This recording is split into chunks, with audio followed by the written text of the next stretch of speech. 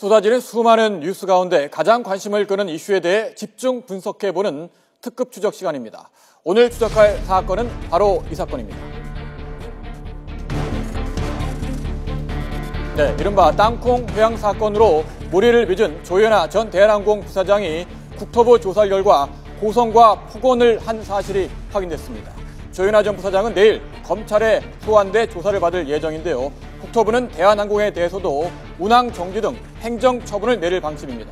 이번 사태를 계기로 재벌 2세, 재벌 3세의 경영에 대한 문제점, 새로운 화두로 떠오르고 있습니다. 먼저 영상으로 확인해 보겠습니다. 조현아 전 대한항공 부사장은 검찰에 고발하기로 하였습니다.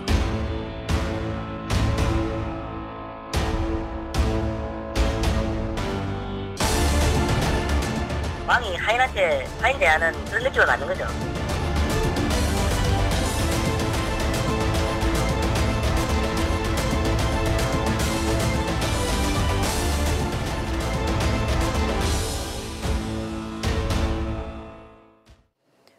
네, 국제적인 망신을 초래한 이번 사건을 계기로 재벌 오너의 사회적 책임에 대한 목소리가 높아지고 있습니다. 오늘 특급 추적에서는요, 조현아 전 부사장에 대한 국토부 조사 결과, 그리고 요즘에 재벌 3세의 이른바 하드 트레이닝 얘기가 나오고 있다고 하는데요. 이 문제를 전문가와 함께 짚어보도록 하겠습니다. 최영일 시사평론가 그리고 양지열 변호사 두 분 나와 계십니다. 안녕하세요. 안녕하세요. 네, 조사 결과가 이제 속속 나오면서 들어보니까 비행기를 돌려라. 이뿐만이 아니고 지금 여러 가지 얘기들이 나오고 있습니다. 먼저 첫 번째 키워드 여기서 확인해 보도록 하겠습니다. 네. 최장 21일에 운항정지 조치가 내려질 전망이다. 이런 얘기가 들리고 있는데요. 네. 국토부 조사 결과부터 좀 조목조목 짚어볼까요? 일단 국토부 조사에서 이제 고성이나 폭언 같은 것은 있었던 것으로 밝혀졌고요. 예. 그다음에 거짓 진술을 통해서 뭐 회유를 하려고 했던 그런 것들도 밝혀졌습니다. 다만 국토부는 원래 사고 위주의 중심으로 조사를 하는 것이기 때문에 형사처벌 여부를 밝히기 위한 강제 수사는 아니었죠. 그래서 이제 폭행죄 이런 부분을 가지고 거부자를 한 것은 아니고요. 저희가 알기 쉽게 동그라미, 세모 이렇게 표시를 좀 그렇습니다. 해봤는데 보면서 좀 짚어주시죠. 고성이나 폭언 말씀드린 것처럼 그리고 이제 거짓 진술을 하도록 그 승무원이나 조사 사무장들을 회유를 했던 그런 것들은 밝혀졌고요. 그런 것들이 이제 항공사로서의 책임, 운항 규정을 위반한 것까지는 명백하게 밝혀졌습니다. 다만 이게 폭력을 사용했다 이런 부분 같은 경우는 본인이 다 부인을 하고 있고 기억이 나지 않는다라고 진술하고 있어서 검찰에서의 강제 수사를 통해서만이 밝혀질 수 있는 부분이기 때문에 그 부분까지 국토부에서 다 밝혀지지 않은 것이고요. 그래서 항로 변경죄 같은 경우에도 항로 변경죄라는 것은 폭력이나 어떤 폭행을 통해서 운항 중인 비행기의 항로를 바꾼 것인데 실제로 폭언이나 폭행 같은 것이 위협적인 부분이 있었는지가 밝혀지지 않았고 또 한편으로는 과연 이 활주로 에서 잠시 출항한 것으로도 이 운항, 그러니까 항로를 바꾼 것으로 볼 수 있는지에 관한 법적 판단은 그 국토부에서 할 수 있는 문제는 아니라고 해서 유보를 한 것으로 보입니다. 이 조현아 전 부사장, 그러니까 국토부 조사 결과는 나왔고 국토부에서 확인할 수 없는 부분은 검찰로 넘겼는데 저희들 두 번째 키워드를 보면서 이야기를 나눠볼까요? 관련 키워드 보겠습니다. 두 번째 키워드 보겠습니다. 검찰 소환 임박, 내일이죠. 내일 검찰에 나와서 맞습니다. 조사를 받게 되는데 만약에 이 폭력 부분에 대해서는 조금 전에 저희들이 물음표를 했는데 이 폭력 부분이 드러나고 뭔가 은폐를 뭔가 사후에 뭔가 배후에서 있었다, 은폐 조작 이런 부분에 관여한 혐의가 드러난다면 조 전 부사장에 대한 처벌 어떻게 되는 겁니까? 그러니까 아까 이제 우리가 국토교통부에 이 출석하는 조현아 전 부사장의 모습을 봤는데요. 그 영상이 어떤 영상이었냐면 사실은 기자회견을 하기 전에 리허설을 하는 장면이 이제 보여졌습니다. 그러니까 이 임직원이 굉장히 많이 동원돼서 굉장히 요목조목 다 준비를 하고 이 국민들은 사실은 이제 비춰진 영상만 봤을 때는 아 정말 반성하고 이 출석을 하는구나 이런 느낌을 받았었단 말이죠. 이것뿐만 아니라 해당 사무장, 해당 승무원 혹은 이제 당시에 증언을 했던 퍼스트 클래스의 유일한 승객 이 사람들에 대해서 다 이 대한항공 임직원들이 증거 인멸을 시도했다라고 하는 정황이 지금 남아 있고요. 그리고 아까 말씀하신 이 폭행 관련해서는 이건 국토교통부의 조사위에서 다룰 문제는 아니죠. 그래서 검찰에서 본격적으로 실제로 폭행이 있었는지 없었는지 사실 사무장의 진술은 매뉴얼이 들어있는 케이스로 손등을 찍었다 여러 차례. 그리고 또 이제 승객의 진술은 2m 이상 이 승무원을 밀어붙였다. 이런 것들이 과연 폭행인지 아닌지 혹은 경미한 폭행인지 중한 폭행인지 이런 정도를 검찰 조사 결과로 밝히게 될 것 같고요. 예. 아까 항공법과 항공보안법 위반 외에도 예. 여기는 강요죄라든가 또는 이게 하기하게 만든 사무장을 내려놓고 간 이런 것들이 과연 어떤 그럼 이제 처벌 수위에 되는 것인가? 이게 기소될 것인가 아닌가? 혹은 구속이냐 불구속이냐? 이런 문제를 검찰이 내일 조사 결과로 발표하게 되기 때문에 예. 지금 사실은 우리 국민들의 굉장히 뜨거운 관심 중에 일부는 국토교통부에서 해결할 수 있는 문제는 아니고요. 예. 검찰에서 결정하게 될 텐데 여기서 중요한 건 뭐냐면 사무장이 이 국토교통부 조사위에서 재소환을 요구했는데 응하지 않았지 않습니까? 문제는 뭐냐면 6명 조사위 중에 2명이 대한항공 출신이 있었다. 예. 이미 국토교통부 자체의 조사가 공정하지 않다라고 하는 것을 느끼고 있다는 거죠. 관계자들이. 예. 이런 부분에 대해서는 또 이 해당 당국의 해명이 필요해 보입니다. 예. 네. 이게 검찰 같은 경우가 이제 그 동승했던 승무원에 대해서는 어제 참고인 조사를 했습니다. 그래서 말씀하신 부분들에서 폭력 여부에 대해서는 상당 부분 사건을 재구성을 해놓은 상태고요. 예. 당사자인 조현아 씨를 이제 출석을 시켜서 그 안에서 조목조목 하나하나 사실 확인을 하는 작업을 거칠 것입니다. 그래서 아마 폭행죄 자체는 쉽게 인정이 될 텐데 예. 폭행죄가 인정이 된다는 전제하에서 그 폭행의 정도에 따라서 이게 항공기의 안전 운항을 저해한 정도냐 아니면 정말로 안전에 치명적인 위협을 가한 정도냐에 따라서 항공보안법에서 안전운항 저해죄를 적용할지 아니면 기내인 안동이라 항공위협죄를 적용할지가 달라지게 되고요. 지금 나온 내용만 보면은 그게 만약에 맞다면 어느 정도 수위인가요? 지금 최소한 항공기 안전운항 저해죄는 적용이 될 거고 예. 이 경우에는 5년 이하의 징역이 가능하고요. 말씀하신 것처럼 만약에 증거인멸이나 이런 부분들, 그러니까 사무장을 회유한다든가 이런 데 있어서 본인이 직접적으로 관여를 한 어떤 흔적이 나오게 될 경우에는 구속사유 중에 도주 우려와 함께 증거인멸 우려가 있거든요. 네, 그렇죠. 예. 그래서 검찰이 구속영장을 청구할 수도 있는 상황입니다. 네. 예. 지금 근데 만취설까지 제기되고 있지 않습니까? 그렇죠. 만취설 같은 경우가 예. 이제 미국의 한 언론에서, 그러니까 국내 언론에서 제기를 했었고, 그때 이제 카운터에 있을 때부터 미국에서 탈 때부터 만취를 해서 무슨 이제 아버지가 관련이 되는 조양호 회장이 관련이 되는 IOC와 관련된 욕설 등도 했었다. 네. 이런 얘기가 나왔고 대한항공측에서는 강력히 부인을 하고 있죠.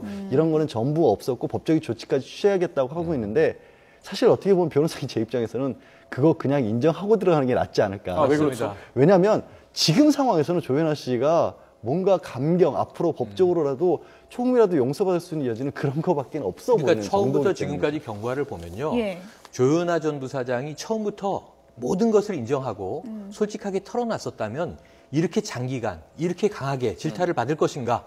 정말 땅콩 때문에 콩가루가 되고 있다. 이런 뭐 네티즌들의 예. 전언도 있는데요. 예. 이게 좀 어찌 보면 이 정도로 정말 국민들의 문매를 맞을 일이냐 싶기도 한데 예. 문제는 본인이 자초한 것이 처음에 부인을 하다가 발각이 되고 부인을 하다가 또 드러나고 이런 상황인데 그 교민 매체에서 전한 이야기도 예. 발권 데스크에서부터 이미 고성을 질렀고 만취한 상태였다. 근데 본인도 처음엔 술 마신 바 없다라고 이야기했다가 와인 한두 잔을 마셨다라고 또 와인 시인을 한잔 했어요. 국토부 조사에서도 네. 나온 거지요. 그러니까 그것은 이제 이 술을 마셨다는 정황이 있으니까 많이 마시진 않았다. 지인과 뭐 이 정확한 정황을 아직 밝히지 않았습니다. 그런데 이 만약에 교민 매체에서 당시에 이 공항 로비에 있던 목격자의 이제 진술이라도 확보해서 매체에서 틀거나 제공을 한다면 또 거짓말이 되는 거거든요. 오늘 아침 조간에 대한항공은 굉장히 많은 비용을 들여서 정말 메이저 매체에다가 예. 사과 광고를 게재하지 않았습니까? 예. 그런데 그것에 대해서 지금 국민들이 굉장히 반응이 석연치 않은 것을 보면 지금 사실은 이런 매체들하고 싸움을 하면서 부인하고 고소고발전을 하느니 다 묶어서 예. 일단 사실이 아닐지라도 전체적으로 죄송하다라고 하는 입장으로 일관해야 예. 되지 않겠는가 이런 생각을 해봅니다. 만취설에 대해서는 대한항공 측은 사실 무근이라고 했고 해당 맞습니다. 언론에 대해서도 법적 조치를 취하겠다고 했는데 그렇죠. 네, 일단은 한두 잔 정도 와인 먹었다는 부분은 시인한 것 같고요. 그렇죠. 그 부분에 대해서는 뭐 사실인 것 같습니다. 다만 이번 사태를 놓고 왜 이렇게 사태가 확산됐느냐. 말씀하신 대로 처음부터 쉽게 갈 수 있었는데 이렇게 어렵게 꼬였느냐. 이것이 대한항공의 꽉 막힌 조직 문화 때문이다. 이런 지적도 나오고 있거든요. 그렇죠. 조양호 회장도 간부회의에서 뭔가 소통하겠다. 네, 노라고 할 수 있는 그런 문화를 만들어야 되지 않겠느냐. 이 조직 문화를 바꿔야 된다. 예. 이렇게 지적했다는 보도도 나왔는데 어떻게 보시는지요? 근데 노라고 할 수 없는 조직 문화를 누가 만드셨죠? 저는 그게 가장 저 얘기를 보고도 국민들이 그런 질문을 많이 던졌던 것 같아요. 예. 아니 도대체 회사가 그렇게 되도록 뭘 하고 있었는데 갑자기 왜 그 책임을 마치 직원들에게 떠넘긴 듯한 그런 발언이었고요. 국민들이 이 사건에서 굉장히 분개하는 건 뭐냐면 이 어떤 사무장이나 승무원들의 인권 그리고 그 이후에 대한항공의 처지를 보면은 법과 질서에 대해서 본인들은 전혀 구애를 받지 않는, 구속을 받지 않는다 그런 모습. 마치 초법적인 어떤 위치에 있는 것 같은 모습을 보여줬잖아요. 그렇기 때문에 대한항공, 아니 국가를 상징하는 이름을 가진 회사에서 국가와 국민이 없이는 존재할 수 없는 회사에서 그런 일을 벌였다는 것 자체에 대해서 국민들이 굉장히 분노하는 거거든요. 그런 부분에 대한 표절인 반성이 없으면 떠넘기기의 어떤 반응밖에 안 보이는 거죠, 저기서. 대한항공 조직 문화에 대한 비판도 있고 그것을 넘어서 이제 재벌계에 대한 맞습니다. 그런 또 비판의 목소리가 네. 쏟아지고 있는 것도 맞습니다. 현실입니다. 아무래도 좀 좋은 사례를 통해서 바꿔나가는 게 이제 중요할 것 같은데요. 그렇죠. 이 시점에서 세 번째 키워드를 좀 확인해 보도록 하겠습니다. 네, 바로 이부진 호텔신라 사장과의 좀 비교가 되고 있는 것 같습니다. 이부진 사장 같은 경우에는 좀 앞서서 좋은 선례를 남겼다고 할 수 있겠죠. 어떻게 봐야 될까요? 아무래도 그때 당시에 이제 그 가장 많이 됐던 게 신라호텔 운영을 하면서 이제 한복 때문에 약간 좀 문제가 됐었지 않습니까? 이게 종업원 그 분들이 한복을 입고 다니게 되면은 이게 접시 같은 걸 깨고 안전에 위협을 줄 수 있다는 이유로 출입을 금지한 게 알려지면서 굉장한 비난이 이르는데 직접 찾아가셔서 아마 사과를 하시고 그런 부분에 대해서 응대도 했었고 택시기사 사고도 있었잖아요. 그렇죠. 택시기사 사고도 있었죠. 택시기사 사고의 경우에는 정말 막대한 비용을 정말 그 돈 없는 택시기사가 물어줘야 되는 상황이 됐는데 이 이부진 회장이 사람을 보내서 이 택시기사 분의 생활 환경을 이제 면밀히 관찰한 후에 이것은 없던 거로 하자 하고 무마했고요. 그 외에 또 은밀하게 어떤 도움을 주기까지 한 사례가 알려지면서 굉장히 좀 이걸 또 드러내려고 하지 않았다는 점에서 더 감동을 줬던 것 같아요. 그래서 지금 이 3번 항목의 제일 중요한 대목은 뭐냐면 재벌 1세는 창업을 합니다. 도전을 합니다. 그래서 뭔가 열심히 자수성가해서 만들어내죠. 이런 말이 있어요. 이 1대는 만들어내고 2대는 물려받고 3대는 파괴한다. 이런 얘기가 지금 유행하고 있는데 그럼 재벌 3대는 이제 망한다는 이야기죠. 어찌 보면 다 그 좋은 것들을. 근데 그러지 않기 위해서는 1대, 2대, 3대로 넘어간다면 어떤 이 상속, 세습을 전제로 한다 하더라도 세습이라고 하는 것은 자본주의에는 없습니다. 우리가 왕권이 아니기 때문에 경영권이나 아니면 소유권을 합리적인 방식으로 물려받고 승계하고 세금 내고 거기에 또 이 이사회의 인정을 받아서 경영에 참여하고 권한을 받는 것이죠. 그러니까 이러한 절차들이 투명하게 지켜져야 될 뿐만 아니라 사실 우리 국민들이 기대하는 것은 1대, 2대, 3대로 가면서 더 업그레이드 되기를 원하는 거 아닙니까? 사실 지금 이제 조현아 전 부사장도 스펙은 아주 좋습니다. 돈이 있으니까 공부를 잘 시켰어요. 코넬대 나오고 서던 캘리포니아에서 MBA하고 호텔 경영 공부하고 좋았는데 문제는 여기서 무엇이 빠졌냐면 우리 국민들 혹은 소비자 고객이 바라는 것은 인격, 인성 경영 이것이 빠졌다는 거죠. 노블리스 오블리주가 빠진 맞습니다. 거죠? 노블리스 오블리주까지 기대하지 않더라도 기본적인 예의, 사람에 대한 예의 이런 것들인데 해외 사례는 차고 넘치거든요. 우리가 잘 알고 있는 명품 브랜드인 이 오스트리아의 스왈롭스키 이런 이제 곳도 있고요. 또는 스웨덴의 유명한 이제 발렌베리도 있고요. 이 삼성도 거기서 벤치마킹을 했다고 하는데 그런 것들을 우리가 실천을 해야 됩니다. 그래서 이것은 누가 하느냐? 결국은 부모가 할 수밖에 없거든요. 그래서 이러한 것들을 잘 가르쳐서 앞으로 국민들에게 사랑받는 대를 잇는 경영 가문이 나와줘야 되지 않겠는가 생각해봅니다. 제2의 조현아 사태를 막기 위해서는 말씀하신 대로 파괴한다고 하는 재벌 3세 이 부분에 대해서 뭔가 강한 경영 트레이닝이 필요하다 이런 목소리가 높습니다. 맞습니다. 저희들이 네 번째 마지막 키워드 보면서 이야기 나눠보도록 할까요? 네, 마지막 키워드입니다. 반이 떼어졌군요. 4대 트레이닝 힘듭니다. 4대 트레이닝 경영 수업. 이번 나쁜 사례도 있지만 최근에 재벌 3세 자녀들을 아주 강하게 트레이닝 시켜서 뭔가 후계자로 키우려는 노력들이 있는 것 같은데 그런 사례들이 나오고 있습니다. 저희들 그래픽을 준비했는데 보면서 이야기를 나눌까요? 네, SK그룹 최태원 회장 차녀죠. 최민정 씨. 해군 사관 후보생 입영해서 화제를 불러일으켰습니다. 그리고 중국 베이징 유학 시절에는 입시학원 강사로도 일을 했고요. 다른 사례들도 많습니다. 어떻게 보시는지요? 지금 이제 SK 최태원 회장 가문, 사실 최태원 회장이 2대이기 때문에 그 자제들이 만약에 경영에 참여한다면 3세가 되는 것인데 저는 저게 가장 감명 깊은 것 같아요. 따님이 회사에 입대를 해서 소위로 이제 임관이 됐죠. 그래서 나는 이제 군인으로서의 길을 가겠다. 근데 터울이 좀 있는 자제분, 아들도 있는데 한번 제가 이 개인적인 자리에서 여쭤본 적이 있어요. 아들은 경영을 하실 겁니까? 그랬더니 지금은 장래 희망이 뭔지 모르지만 그 당시에는 초밥왕이라고 하는 만화에 빠져 있어서 요리를 그렇게 좋아한다.